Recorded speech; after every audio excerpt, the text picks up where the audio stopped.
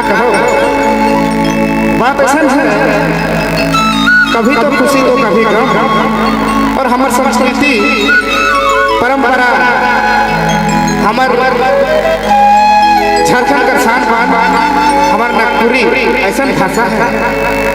जो आज मुंबई में भी एक जगह है नागपुरी का। भोजपुरी में डांस तो करना भोजपुरी के सूची में नखे रखा हमार नागपुरी के रह बहुत खुशी की बात है कि हमके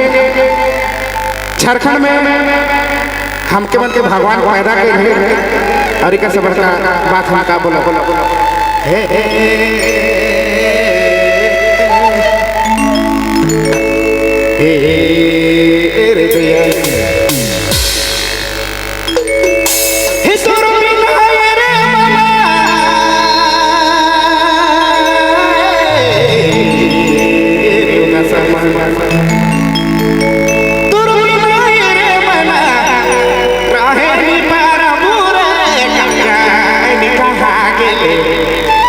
मोरा तोड़ी रे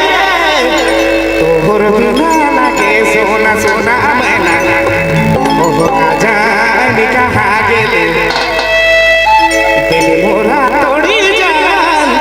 तोर बिना लागे सोना सोना। क्या बात है बलराम बाबू,